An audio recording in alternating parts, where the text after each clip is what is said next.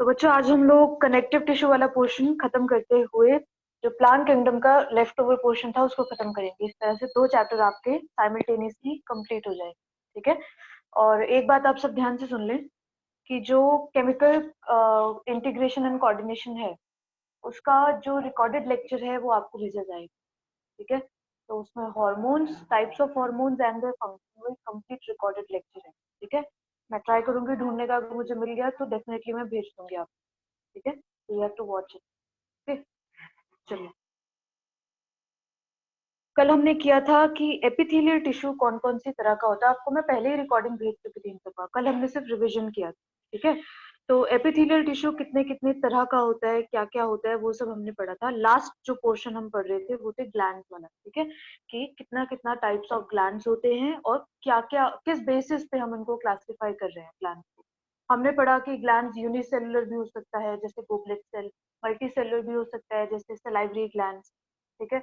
हमने पढ़ा कि ग्लैंड्स जो है वो वाटरी सिक्रीशंस भी निकाल सकता है, ऑयली सिक्रीशंस भी निकाल सकता है और म्यूकस सिक्रीशन भी निकाल सकता है। ग्लैंड्स जो है वो डकलेस ग्लैंड भी हो सकता है जैसे एंडोक्राइन, वो duct, the gland which is having duct, ऐसे ग्लैंड भी हो सकते हैं जैसे exocrine. And the gland which is having both exocrine and endocrine part is heterocrine gland, example pancreas. ये सब चीज हमने कल पढ़ा। ठीक है। आज हम लोग लास्ट एक पोर्शन पढ़ेंगे एपिथेलियल सेल्स टिश्यू का ही, कि कौन कौन सी जंक्शंस होती हैं। ठीक है। एपिथेलियल टिश्यू के अंदर ही ये टॉपिक आता है कि बहुत सारे एपिथेलियल सेल्स होते हैं जो एक साथ जुड़े रहते हैं और एक साथ कम्युनिकेट करते रहते हैं। ठीक है। अब इन एपिथेलियल सेल्स का ये जुड़ना, इनके जंक्शंस, इनकी कम्युनिकेशन ये कैसे होती है और किस टाइप की होती है, ये हमको पढ़ना है। देखो, 3 तरह की एपिथेलियल जंक्शंस आपको पढ़नी है। Tight junction, adhering junction and gap junction. इनके नाम में इनका मतलब है।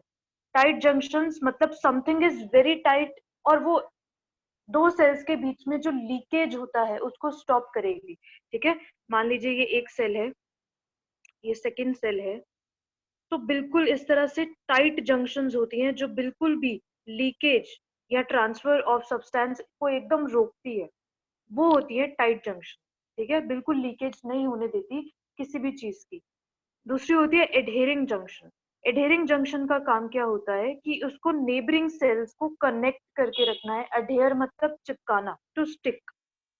अडेयर मतलब टू स्टिक।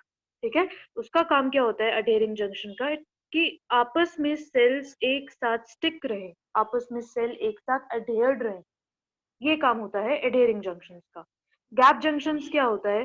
गैप जंक्शंस का काम होता है कम्युनिकेशन। लीकेज रोकने के लिए क्या? Tight junction.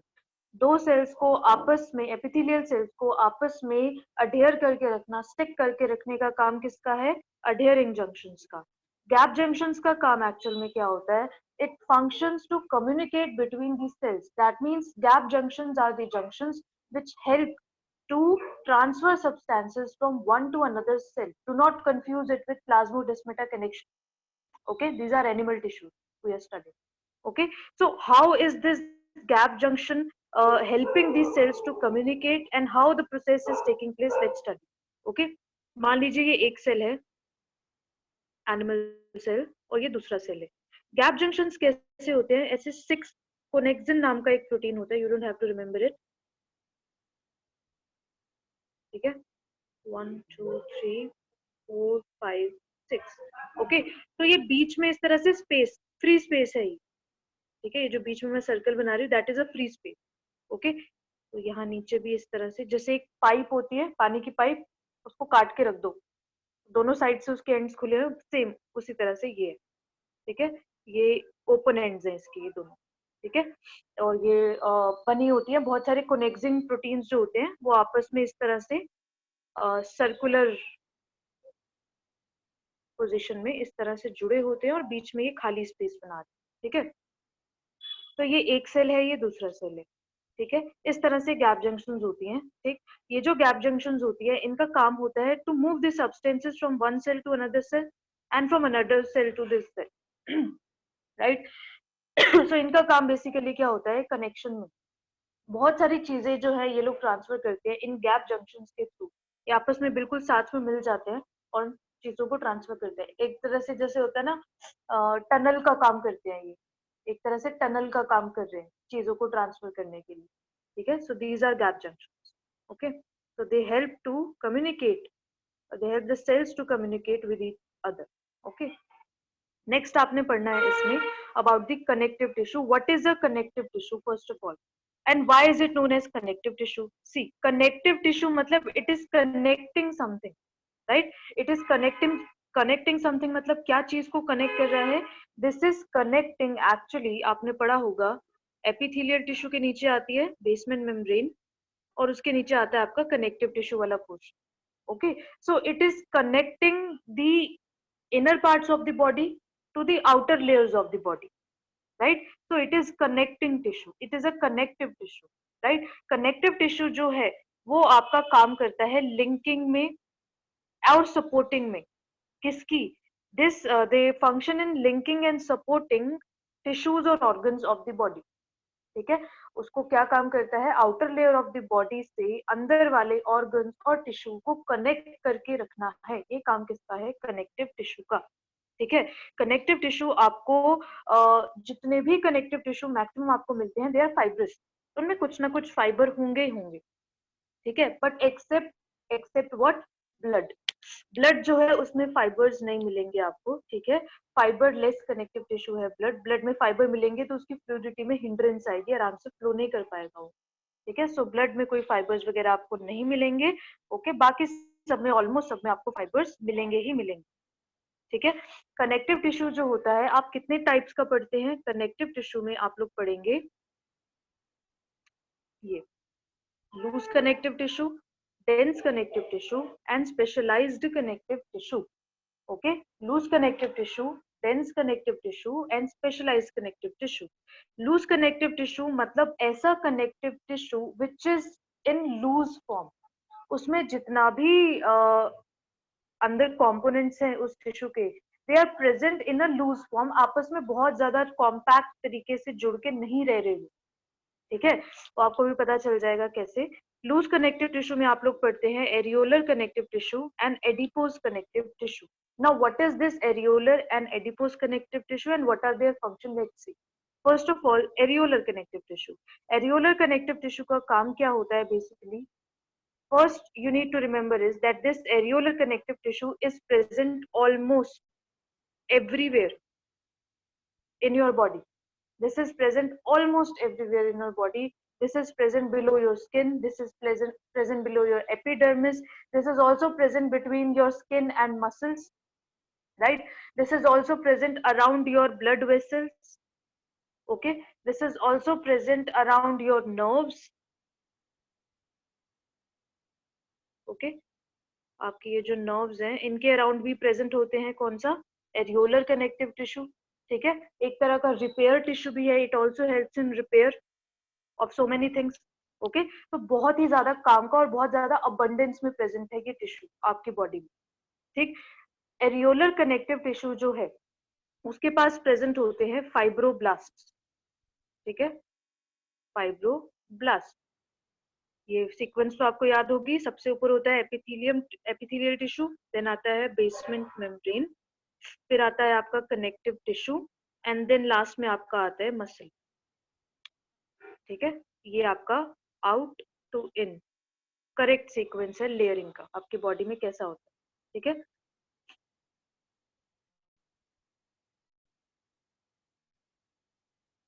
Okay. Areolar connective tissue के पास होंगे fibroblast. Now as the name suggest, it should be forming और it should be related to fibro.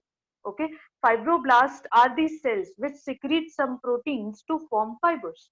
Fibroblasts have two types of proteins: collagen protein, which will form collagen fiber, and elastin protein, which will form elastin fiber.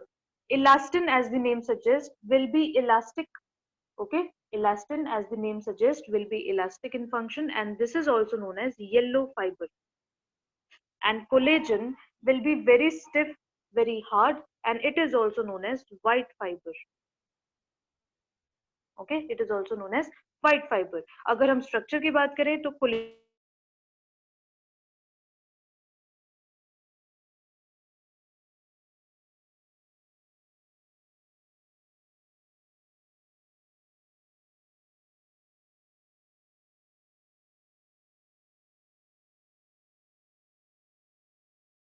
Elastin fibres. Elastin fibre को हम क्या बोलते हैं? Yellow fibre. Collagen fibre को white fibre. Elastic property किस में ज्यादा होगा? इलास्टिन फाइबर में। ओके, ये प्रेजेंट होते हैं एरियोलर कनेक्टिव टिश्यू में, बिकॉज फाइब्रोब्लास्ट है एरियोलर कनेक्टिव टिश्यू के पास, and that fibroblast will be forming collagen fibres and elastin fibres. इसके अलावा जो एरियोलर कनेक्टिव टिश्यू है इसके पास प्रेजेंट होगा मैक्रोफेजेस। मैक्रोफेजेस का काम बेसिकली होता है खा जाना।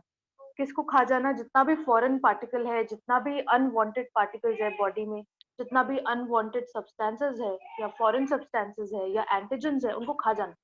ठीक है, तो macrophages are actually the phagocytic cells. These are the phagocytic cells which can engulf the foreign particles which is not needed in the body. ये इनके पास होगा। साथ ही साथ जो एरियोलर कनेक्टिव टिश्यू है उसके पास होंगे कुछ mast cells. Now what is the function of this mast cell? This mast cell functions to release histamine. Okay, it functions to release serotonin, and it also functions to release heparin.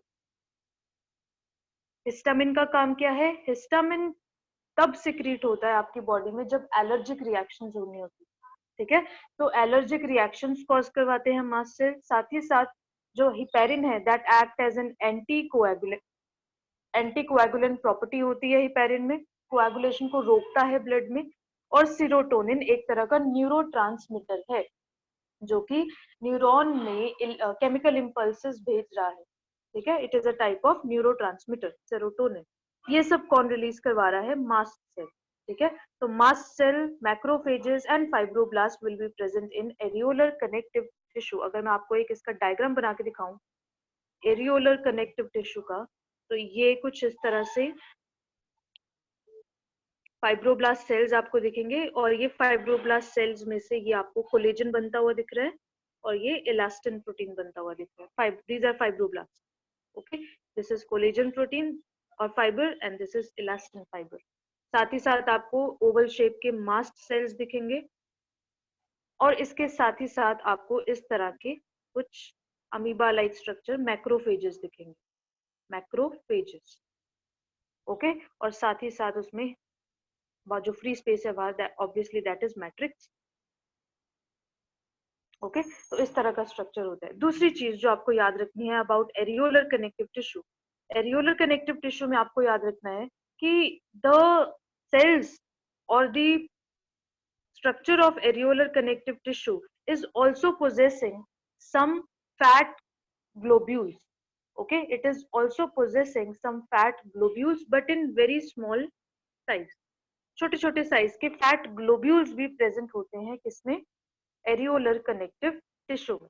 Right, next आता है आपका adipose connective tissue. Adipose connective tissue जैसे ही आप पढ़ते हैं वैसे ही आपको याद रखना होता है about fat.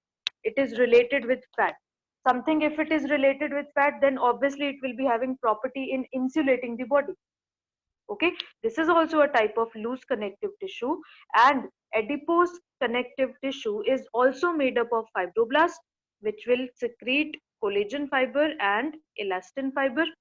It also consists of macrophages which will have property for phagocytosis, and it will also be having mast cell which will be having property like release of histamine, serotonin and others. Okay, ये सब चीजें की property जो है वो same है। Difference क्या है? थोड़ा सा डिफरेंस है बस। वो थोड़ा सा डिफरेंस क्या है कि जो फाइब्रोब्लास्ट होते हैं उनका नंबर जो होता है that is less as compare to areolar connective tissue. First main difference. दूसरा मेन डिफरेंस, इनमें जो फैट ग्लोब्यूल्स होते हैं they are very large size. The fat globules are very large size. Large size fat globules is present in case of adipose connective tissue, right? Second चीज, third चीज जो difference main है इसमें, third main difference इसमें आ जाता है कि जो एडिपोज कनेक्टिव टिश्यू होता है that is like a filling tissue. Okay, it is like a filling tissue which is present in your body, and it is also known as fat storing tissue. Okay, it is also known as fat storing tissues because they are having adipocytes which are the fat storing cells having बड़े बड़े fat globules inside them. Okay, so adipocytes इनके पास present होते हैं. Okay, तो ये adipocytes बनाया था मैंने जिसमें बड़ा सा fat globule है, बड़ा सा बिल्कुल अपना न्यूक्लियस होगा, इनके पास सब कुछ होगा, पर बीच में बहुत बड़ा fat globule होगा. These are adipocytes, fat storing cells in the adipose tissue. Okay, फिर आता है इसमें, क्योंकि फैट की बात हो रही है, तो जो एडिपोज टिश्यू है that have two types of fat. Okay, the fat can be of two types. First is yellow fat, second one is brown fat. Okay, yellow fat is present mostly in our body and it act as an insulator. Act as insulator. It act as an what? Insulator, right? Brown fat is actually not present in the adult stage, but brown fat is more present in the infant stage. Okay, in the infant, बहुत छोटे होते हैं, जब 1 साल तक, 1.5 साल तक, उस उम्र तक जो है ब्राउन फैट हमारी बॉडी में ज्यादा होगा. ठीक है. Plus brown fat is also very much abundant in the animals which are hibernating, winter sleep जो करते हैं ना, जैसे बियर वगैरह, ये सब, तो इनके पास भी ब्राउन फैट की मात्रा या अमाउंट बहुत ज्यादा होता है. ब्राउन फैट का मेन काम होता है एक्चुअली हमारी बॉडी में हीट प्रोवाइड करवाना.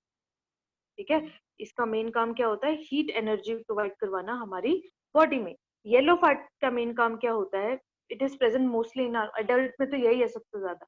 ठीक है, इसका मेन काम क्या होता है? To provide protection.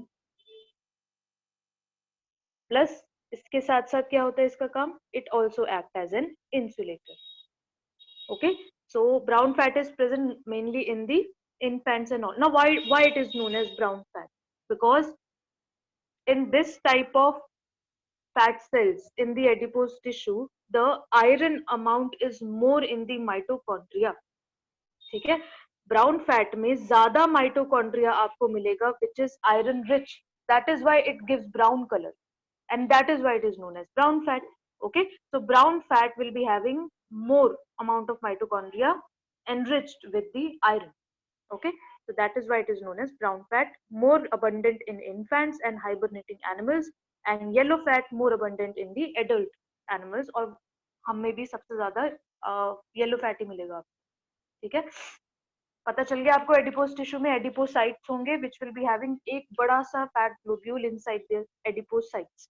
ओके, चलिए नेक्स्ट आपका आता है डेंस कनेक्टिव टिश्यू.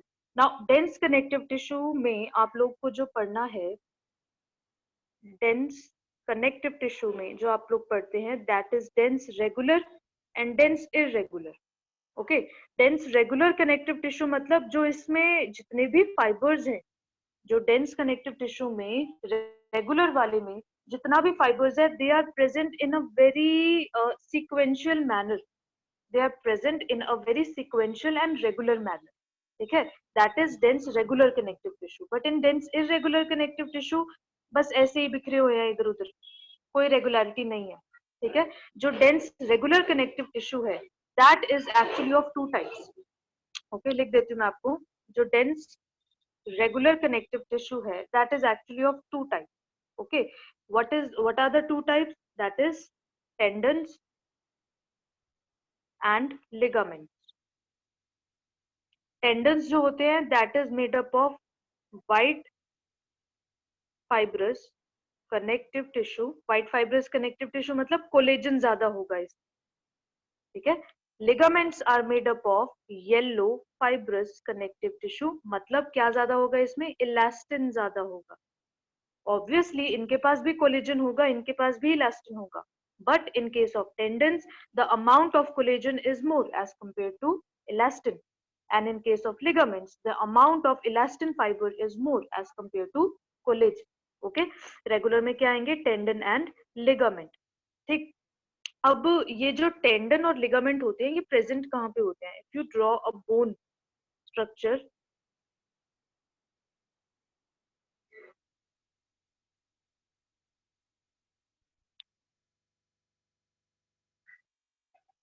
और एक आप बना दो इसके पास में कोई स्केलेटल मसल. ठीक है, चलिए. The fibrous connective tissue which is joining two bones with each other is the what? Ligament. is the ligament, and the fibrous connective tissue which is joining a muscle, with the bone, is known as white fibrous connective tissue और tendon. ठीक है, अगर bone to bone कोई fibrous connective tissue join कर रहा है तो that is ligament, अगर मसल टू बोन कोई ज्वाइन कर रहा है that is tendon. Ligament and tendon. Now why is this?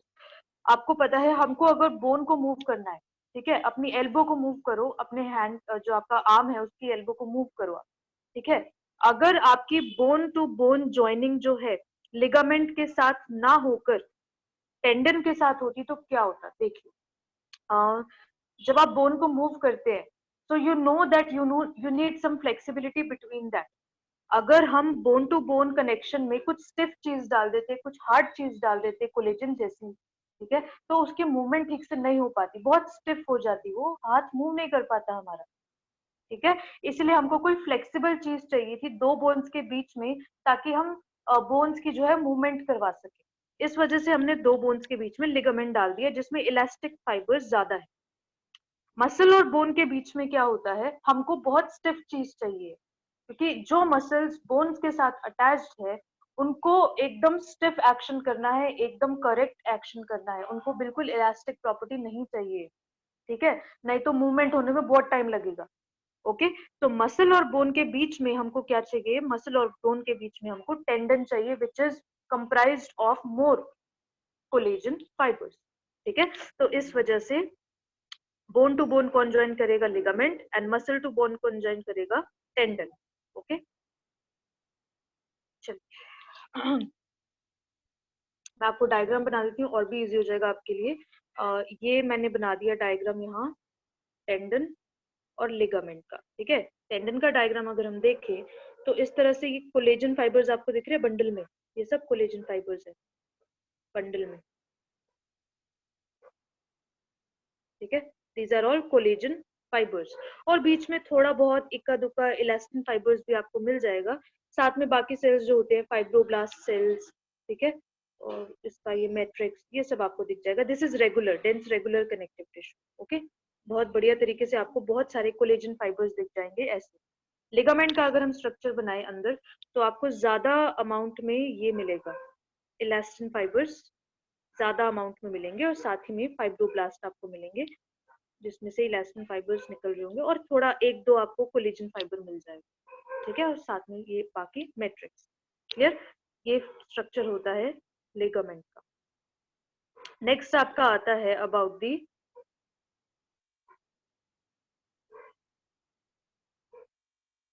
Bone and cartilage. Okay, bone and cartilage जो है वो आएगा आपका नेक्स्ट स्ट्रक्चर। ठीक, चलिए लास्ट आपका आता है कनेक्टिव टिश्यू में जो टाइप होता है that is specialised connective tissue. Specialised connective tissue तीन टाइप के आप पढ़ेंगे, cartilage, bone and blood. Blood आप पहले ही पढ़ चुके हैं, so there is no way of repeating it again. आप सर्कुलेशन में ब्लड का पूरा कॉम्पोजिशन पढ़ चुके हैं, so will not repeat it again. Okay, cartilage और बोन पे हमको ध्यान देना है। ठीक है, कार्टिलेज और बोन क्या है and what is the main difference between the two. ठीक, सबसे पहले हम लोग आते हैं बोन पे। बोन का अगर हम स्ट्रक्चर देखें तो बोन का स्ट्रक्चर कुछ इस तरह से है। जो इसका मेन बॉडी है बीच में, this is known as diaphysis. Okay, और ये जो टिप पे प्रेजेंट है portion, this is known as epiphysis. Okay, बीच वाला पोर्शन इज डायाफाइसिस और टिप वाला पोर्शन इज एपीफाइसिस, राइट। और बोन के अराउंड कुछ इस तरह से एक और लेयर प्रेजेंट होती है, that layer is actually for padding. ठीक है, पैडिंग लेयर होती है ये। ओके, और ये जो होता है ये zone, this zone is actually the zone of growth for the bone. और बीच में प्रेजेंट होता है कुछ इस तरह से हॉलो सा कैविटी लाइक स्ट्रक्चर जिसके अंदर थोड़ा स्पॉन्जी स्पॉन्जी मास होगा, that is known as bone marrow. क्या बोला जाता है उसको? बोन मैरो बोला जाता है। ठीक है। बोन मैरो एक्चुअल में दो तरह की होती है, देखिए, एक वो जो कि फैट स्टोर करती है और एक वो जो कि रेड ब्लड सेल्स फॉर्म करती है, ठीक है। रेड ब्लड सेल्स या बाकी ब्लड सेल्स को फॉर्म करती है, that is bone marrow. Okay, तो डिपेंडिंग ऑन, हमने दो तरह की बोन मैरो बनाई हुई है, एक रेड बोन मैरो, एक येलो बोन मैरो।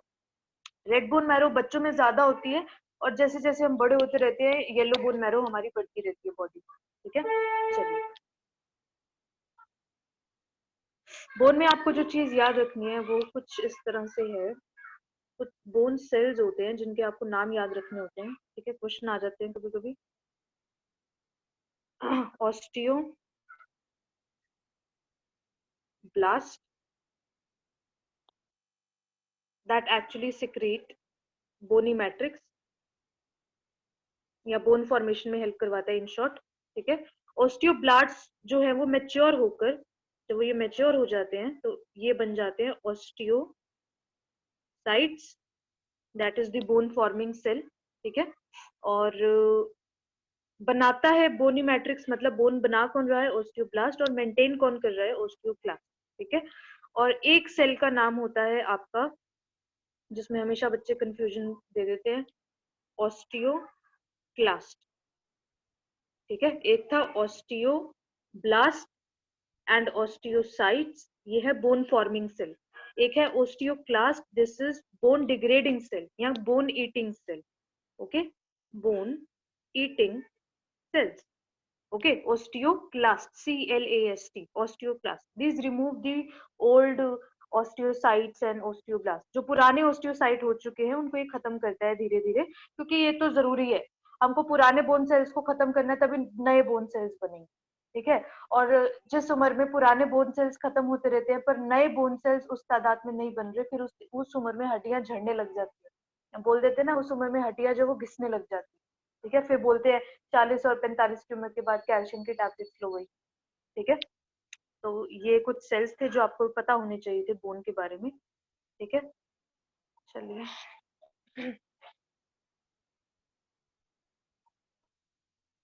फिर आपका आता है कि जो बोन का मैट्रिक्स होता है वो किन किन चीजों से बना होता है। So the matrix of bone actually is made up of two type of cells और two substances, that is a protein and an inorganic salt. Protein में आपका आ जाएगा ossein protein, OSCEN, ossein protein, and inorganic salts में आपके calcium phosphate, calcium carbonate, ये सब आ जाएंगे, ठीक है। ये बहुत बेसिक चीजें ये आपको याद में रखनी है, ठीक। उसके बाद में आपको याद रखना है कि जो बोन है that is actually of two types. One is a compact bone. compact bone compact bone में आपको अंदर उसके हेवर्सियन कैनाल दिखेंगे, ठीक है। और जो एक होती है स्पॉन्जी बोन, ठीक है, एक होती है कॉम्पैक्ट बोन, एक होती है स्पॉन्जी बोन। स्पॉन्जी बोन में बेसिकली आपको अंदर क्या दिखते हैं, उसके अंदर आपको ज्यादा क्या दिखेंगे स्पॉन्जी बोन में, सेल्स तो आपको सारे दिखेंगे स्पॉन्जी बोन में भी, ओस्टियोसाइट, ओस्टियोब्लास्ट, ओस्टियोक्लास्ट, ठीक है। मैट्रिक्स में भी इसका कैल्शियम फॉस्फेट, कैल्शियम कार्बोनेट आपको सब दिखेगा, पर ये बहुत सॉफ्टर होगी as compare to what, as compare to the compact bone, ठीक है। स्पॉन्जी बोन बेसिकली आपको कहाँ मिलती है, ये बोन की टिप पे, ये वाली जो होती है, this is spongy, a bit spongy, ठीक है। तो बाकी सब ऑलमोस्ट सेम होगा, ठीक है। बस फर्क बस इतना है कि जैसे उसमें हेवर्सियन कैनाल आपको कॉम्पैक्ट बोन में दिख रहे थे वैसे उसमें नहीं दिखेंगे आपको। मैं आपको एक इसका एक नोट्स भेज दूंगी जिसमें बना हुआ है सब हेवर्सियन कैनाल वगैरह, ठीक है। तो उससे आपको थोड़ा और समझ में डिटेल में आ जाएगा, क्लियर। बाकी इतना डिटेल में है नहीं आपका हेवर्सियन कैनाल स्टेज पे, ठीक है, ओके।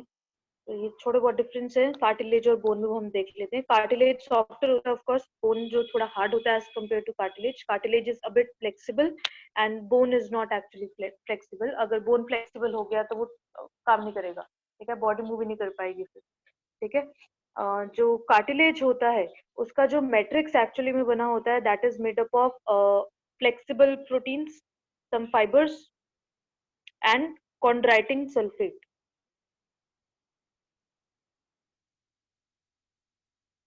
और बोन में आपने पढ़ लिया मैट्रिक्स जो बना होगा कुछ ओसीन प्रोटीन से बना होगा, कुछ प्रोटीन से बना होगा, साथ ही में कुछ इनऑर्गेनिक सॉल्ट्स जैसे कैल्शियम फॉस्फेट, कैल्शियम कार्बोनेट, इन सब से बना होगा।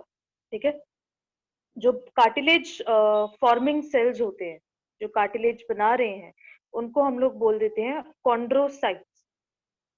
कॉन्ड्रोसाइट्स, ठीक है, और इसमें ऑस्टियोसाइट्स थे जो बना रहे थे, और ऑस्टियोक्लास्ट थे जो खत्म कर रहे थे।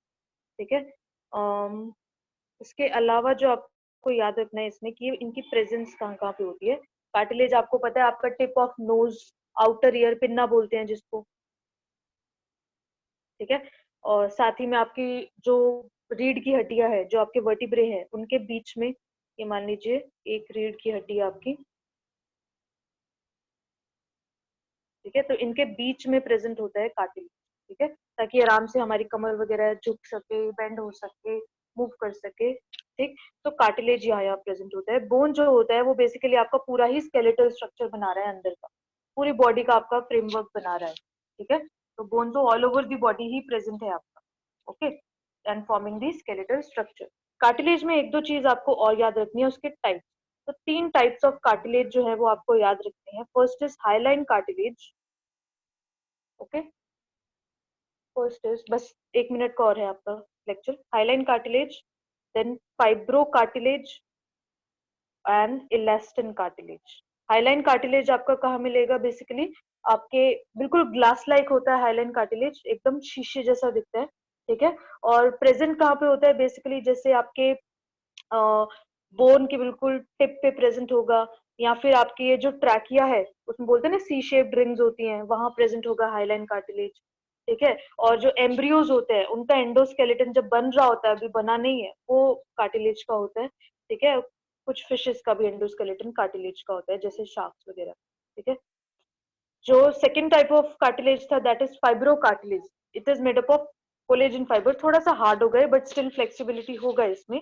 ये एक्चुअल में आपका प्रेजेंट होगा फाइब्रो कार्टिलेज जो है। This fibro cartilage is present in between your vertebras. ठीक है, वर्टिब्रल कॉलम जो है उसके बीच में, जो मैंने अभी आपको बताया, वो फाइब्रो कार्टिलेज प्रेजेंट होगा। और लास्ट में आता है इलास्टिन कार्टिलेज। इलास्टिन कार्टिलेज बहुत ज्यादा इलास्टिक होगा, और ये प्रेजेंट होगा आपके नोज के टिप पे। ठीक है, टिप ऑफ नोज पे प्रेजेंट होगा, आपके पिन्ना, ईयर, आउटर ईयर पे प्रेजेंट होगा, और आपका जो एपिग्लॉटिस है, ठीक है, ग्लॉटिस के ऊपर जो एपिग्लॉटिस है वहां पे वहां पे प्रेजेंट होगा आपका इलास्टिन कार्टिलेज। ओके, ये 3 टाइप के कार्टिलेज आप ध्यान में रखिएगा कौन कौन से कहाँ होते हैं, और अपने नोटबुक्स में नोट्स आप कंप्लीट रखिए इस चैप्टर के। This chapter is finished now. Okay, muscle, ये ब्लड, ये सब हम पहले ही कर चुके थे, सो will not repeat it. Okay, this chapter is complete animal tissues. Okay, in the next lecture will complete the plant tissue, sorry plant kingdom. Plant tissues तो है ही नहीं। ठीक है, so this was all, thank you। Ma'am, हाँ बोलिए। Ma'am जो किसी को जैसे डस्ट से एलर्जी है तो वो कैसे होती है? मतलब जब डस्ट है, जो डस्ट है that is acting like a pathogen for our body. ठीक है, सब लोग को डस्ट से एलर्जी नहीं होता है। क्या होता है, आपके इम्यून सिस्टम में बहुत सारे सेल्स होते हैं which are sensitive to this. अब कुछ लोग होते हैं उनके इम्यून सिस्टम के cell are resistant to the all dust particles. कुछ होते हैं जिनके immune cells are not resistant. जिनके नहीं है रेजिस्टेंट, वो क्या करते हैं, जब भी कोई डस्ट पार्टिकल, अगर आप एलर्जिक होते हैं तो डस्ट पार्टिकल आपकी बॉडी के अंदर आता है, छींक आती है ना आपको एकदम से, वो छींक तो आपका आउटर डिफेंस हो गया जो नोज कर रहा है। इंटरनल डिफेंस में क्या होता है, कुछ मास्ट सेल्स होते हैं आपकी बॉडी में, इम्यून सेल्स ही होते हैं वो। ठीक है, वो मास्ट सेल जो है एलर्जिक रिएक्शन शो करवाते हैं। एलर्जिक रिएक्शन शो कैसे करवाते हैं हमारी बॉडी में? कुछ हिस्टामिन्स रिलीज करवा रहे हैं, और कुछ और केमिकल्स रिलीज करवा रहे हैं, जिससे एलर्जिक रिएक्शंस होती है हमको। अब फॉर एग्जांपल मैं आपको एक एग्जांपल देती हूँ। जब हम एलर्जी का टेस्ट करवाते हैं ना, अगर किसी को एलर्जी होती है, तो आपने देखा होगा उसमें आपकी बहुत बाजू पे, स्पेशली बाजू का एरिया रहता है, उसमें इंजेक्शन लगाते हैं कुछ कुछ एरियाज को छोड़ के, है ना। वो इंजेक्शन 3-4 तरह के इंजेक्शन होते हैं, वो आपको छोटी छोटी जगहों को छोड़ के वहां लगाया जाता है। फिर आधा घंटा 1 घंटे का टाइम दिया जाता है। जॉन कोई एरिया जहाँ पे फूल, जो स्वेलिंग महसूस होती है डॉक्टर को, तो उस एरिया को ऑब्जर्व किया जाता है। फिर देखा जाता है इस एरिया में हमने कौन सा इंजेक्शन लगाया था। उस इंजेक्शन में एक्चुअली होता है एलर्जिन। ठीक है, यहाँ एलर्जिक पार्टिकल होता है, ठीक है, फिर देखा जाता है आपको किस चीज से एलर्जी है, ठीक है। तो वो जो स्वेलिंग वहां पे हुई, that is because of your immune cell, specially mast cell, which is helping in allergic reaction. Plus आपका जो व्हाइट ब्लड सेल होता है, उस व्हाइट ब्लड सेल्स में आपको पता होगा न्यूट्रोफिल्स एंड बेसोफिल्स का नाम आपने सुना होगा, ठीक है। तो बेसोफिल्स जो होते हैं, न्यूट्रोफिल्स जो होते हैं, सॉरी, बेसोफिल्स एंड ईसिनोफिल्स, ये दोनों ही आपके एलर्जिक रिएक्शन में काम करवाएंगे, ठीक है। So this is all about the immune cells. Immune cells सब काम करवाते हैं एलर्जिक रिएक्शन, ठीक है। मैम फिर इसका कोई सोल्यूशन होता है? हाँ, एलर्जिक कोई रिएक्शन जो है, दवाई? क्योंकि वो एलर्जिक रिएक्शन जो है, क्योंकि वो इम्यून सेल्स करवा रहे हैं। जैसे आपने पता नहीं उसको हिंदी में क्या बोलते हैं, पर कुछ लोगों को आपने देखा होगा, उनको ना 12 महीने जुकाम रहता है ना, या जैसे जरा सी हाँ। कोई, है ना, जुकाम रहता है 12 महीने उनको। और या जैसे जरा सी मिट्टी में चले गए, उनको छींके ही नहीं रुकती, उनकी आंखों से पानी आने लग जाता है, नाक से पानी आने लग जाता है। बहुत सारे लोग होते हैं ऐसे, ये एलर्जिक लोग होते हैं। अब इसका कुछ इलाज नहीं है, because this is due to the immune system.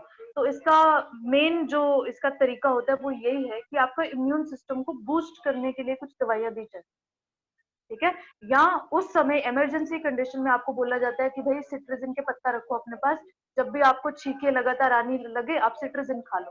सिट्रजिन immune system को थोड़ी देर के लिए सप्रेस कर देती है, तो आपको छींके आने बंद हो जाते हैं, ठीक है। इसका कुछ ऐसे परमानेंट इलाज नहीं है। जो इम्यून सिस्टम रिलेटेड डिसऑर्डर्स होते हैं, उनका इलाज सिर्फ ये होता है, हम अगर इम्यून सेल को बूस्ट कर सके ऐसी दवाइयां अगर हम दें, ठीक है, तभी उसका इलाज हो सकता है। परमानेंट इलाज कुछ नहीं। बहुत सारे ऑटो इम्यून डिसऑर्डर्स होते हैं, जैसे आपने सुना होगा, ये ना बाल वाल उड़ जाते हैं, कभी सुना होगा, एलोपेशिया एरेटा बोलते हैं उसको, ठीक है। तो that is also auto immune disorder. अब उसके लिए क्या दवाई दे कोई, ठीक है, वो बाल अपने आप आ जाएंगे जहां से उड़े हैं, ठीक है, थोड़े दिन में 6-7 महीने लगते हैं, आ जाते हैं अपने आप बाल वापस। पर इसका कुछ सॉल्यूशन नहीं है कि दोबारा ऐसा कभी होगा नहीं, ठीक है। तो anything which is related to autoimmune disorder, उसका कुछ परमानेंट इलाज नहीं है, ठीक है। सिर्फ आप सिम्टम्स को खत्म कर सकते हो, परमानेंट इलाज नहीं होता उसका ज्यादातर, ठीक है। तो एलर्जी का परमानेंट इलाज कुछ नहीं है, अपना इम्यून सिस्टम बूस्ट करो बस, और कुछ नहीं है, कि कम एलर्जी हो आपको, ठीक है। ओके आकृति? मैम मेरे को है ना डस्ट से एलर्जी है ना, इसलिए। हाँ, मुझे पता है, मेरी बहन को भी है उसको पूरा 12 महीने जुकाम रहता है, बस इसी वजह से। और कहीं डस्ट वगैरह हो या कुछ हो तो बहुत छींके आती है उसको। तो उसको बस यही मैम है छींके कि तो आती है, छींके तो हाँ, आती है, ऊपर गले में पैलेट है ना, वहाँ पे खारिश वगैरह भी होती है ना। हाँ, ऐसे, हाँ, ये बहुत सारी होती है। इवन बहुत से लोगों को नाक से पानी आता है, कभी कभी खून भी आ जाता है, और छींके बहुत कॉन्टिन्यूस आती है, ठीक है। तो ये तो कोई बात नहीं, डस्ट से तो बहुत कॉमन एलर्जी होती है। अपना इम्यून सिस्टम बूस्ट करो, अच्छी अच्छी चीजें खाया करो, बाहर की गंदे वंदे कम खाया करो, थोड़ा अच्छी चीजें खाओ, इम्यून बूस्टर्स खाओ, ठीक है, इम्यून सिस्टम को मैम बूस्ट कईयों करो। को तो बाय बर्थ होता है। बाय बर्थ कईयों को। एलर्जी नहीं है, वो ऑटो इम्यून है। देखो, बाय बर्थ नहीं बोल सकते आप, तो आपका इम्यून सिस्टम जो है उसकी वजह से हो रहा है ये आपको किसी एक्सटर्नल फैक्टर की वजह से नहीं हुआ है, आपका इम्यून सिस्टम ही वीक है, उस वजह से आपका इम्यून सिस्टम जो है उस एलर्जन को ले नहीं पा रहा है, ठीक है। तो इस वजह से ये हो रहा है, तो अपना इम्यून सिस्टम थोड़ा ठीक करो। बाकी परमानेंट इलाज कुछ नहीं हो सकता, this is like a lifelong gift to you and all the people who are allergic, okay. ऐसा कुछ परमानेंट इलाज नहीं है, पर हाँ, सिट्रजिन का पत्ता एक रखा करो, अगर आपके डॉक्टर ने मैम रिकमेंड किया तो। सिट्राजिन को अगर हम मैक्सिमम मतलब ज्यादा ही ले, एक दिन में 3-4 मतलब टैबलेट्स ले, तो वो हार्मफुल है? नहीं, आप नहीं ले सकते, हाँ, आप नहीं ले सकते सिट्रजिन को ज्यादा डोज। ओवरडोज तो किसी भी दवाई की हार्मफुल है। आपके डॉक्टर ने या किससे भी आपने जिससे रिकमेंड लिया है, रिकमेंडेशन लिया है, उन्होंने बोला होगा इमरजेंसी सिचुएशन में ही, जब बिल्कुल ही नहीं रुक रही है छींके या कुछ, खांसी ही नहीं रुक रही, जुकाम नहीं रुक रहा, उस समय आप ले लो उसको, एक टैबलेट, ठीक है। आता तो वो 5-10 रुपए का पत्ता है, पर इसका मतलब ये नहीं दिन में 3-4 ले लो, ऐसे नहीं लेते, बहुत सारी नहीं लेते एक साथ, ठीक है। Okay, thank you ma'am.